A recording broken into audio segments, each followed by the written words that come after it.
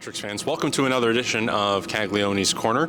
I'm joined this week by assistant coach Nick DiNicola. Now, Nick split the series against New Hampshire, a bit of a rocky path to playoffs from here on out. But before we get into that, I want to kind of get your take on that roller coaster night that was Friday's 4-1 win over the Mountain Kings.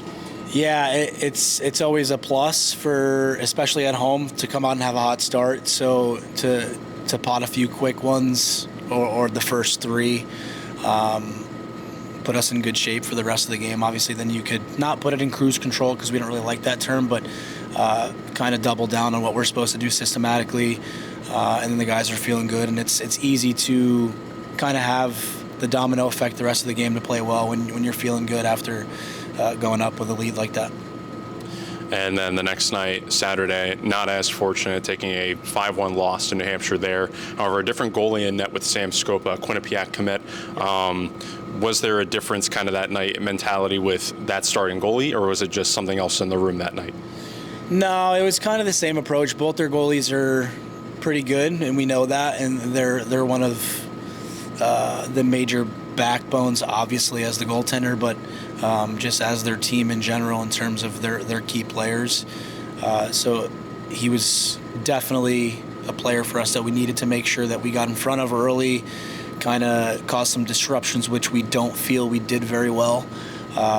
Whereas the previous night, obviously, with the better outcome, we did a pretty good job of getting in front of him, causing some traffic, causing some mayhem, making him feel uncomfortable in the net. And Saturday, we just didn't really do that, which kind of falls back to the consistency factor that we've been lacking all year in terms of kind of the key points that we go over with this room, things like that, making sure we're detailed, having bite, and we're hit or miss with the bite, and us being in front of the net and not really competing as hard as we needed to falls in that bite category. So you got to tip your cap. He's a good goalie. He did a very good job. Obviously, he snagged the win for him. But by any means, I don't think we made his job overly difficult.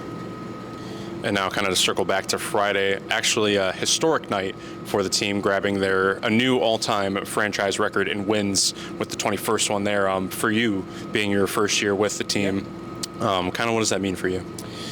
It's a great achievement. It's something that we obviously congratulated the guys on. It's definitely something to be proud about and proud of, but for us, kind of a phrase that we've had, especially the latter part of the year, was it's not good enough. So if you win a big game, awesome, feel great about it, but it's not good enough. If you lose, it's not good enough. So for us with the win record, it's great, and we don't want to take away anything from the guys or the organization because it's a great achievement for us, obviously, but the standard is very high for that room. They know it. The staff knows it. From top to bottom, organization-wise, they know it as well. So we're proud of it for sure. We're happy to achieve that, but obviously our goal is playoffs for the first time in Dan Bray Jr. hat-trick's history as well. So that's more important for us than the win record. But again, don't want to take anything away from that. Like we're definitely proud of it for sure.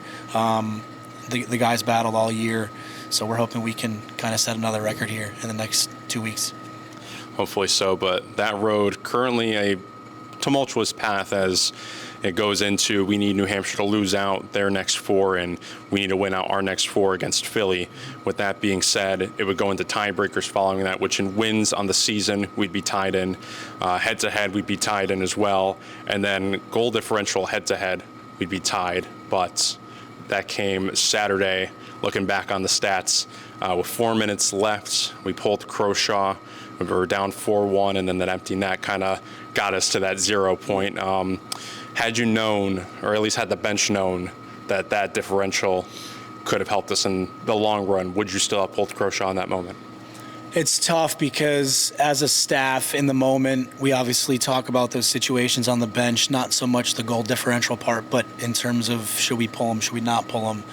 And in that moment, we decided that our best chance to win a game was to try to get an extra skater out and do what we can to win because, again, I know we're down, what was it, 3-1, 4-1 at that point? Yeah, 4-1. So it's a hill to climb for sure, but we do have some offensive weapons.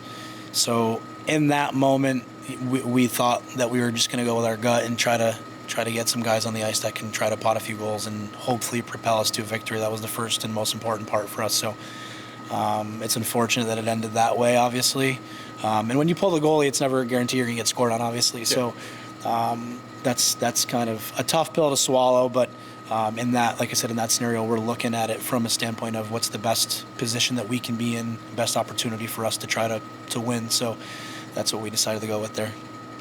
And now heading into these Final Four matchups with Philly, we have not seen them since, I believe, October-ish, which was a split series, winning 5-4 in a shootout there on Friday and a 4-1 loss on Saturday. Now, both teams restructured to a sense, a lot of different players on both squads. Kind of what's the mentality? I mean, home and homes both weekends as well. Yeah. It's going to be interesting for sure because we haven't had a ton of home and homes. So it's going to be interesting to see how the guys respond, hopefully in a positive note. But home and homes are always fun, right? And it being 4 straight means it's going to be gritty, right? It may be ugly some games. It's basically going to come down to who makes more simple and unnecessary mistakes is probably what it's going to come down to.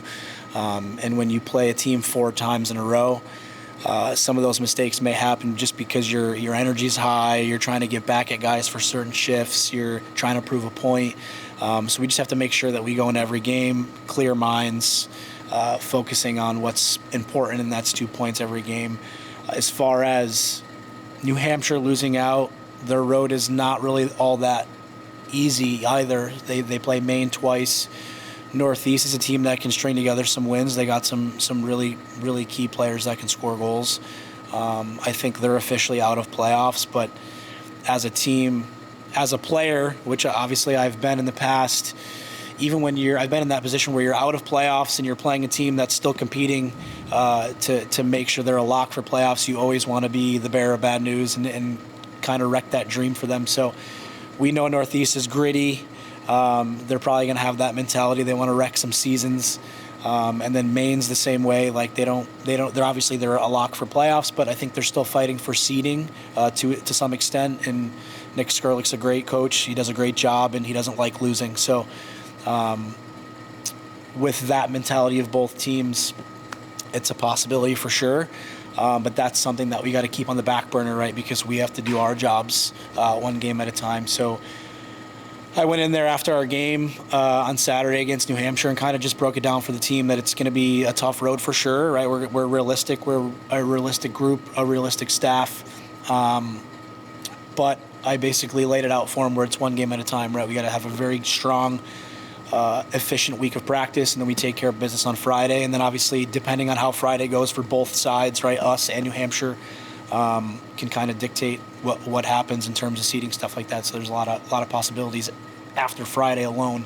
But for us, just going into Friday, making sure we take care of business one game at a time. We got to compete, and Philly's still looking to sneak in too. So they're not gonna roll over and die. They got some really good players that can score goals. Both their goalies are pretty good.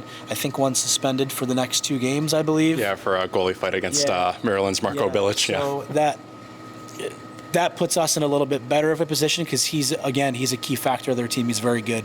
When he's on, he's very hard to score against. So maybe that'll play in our favor a little bit for at least the next 2 games. Well, hopefully so. And fans can catch all the action on NATV or right here at the Danbury Ice Arena. We'll be at Hollydale this Friday for a 7 o'clock start there on the 28th and here on the 29th for a 3 o'clock start. Nick, thank you for your time today. Thank you. Appreciate it.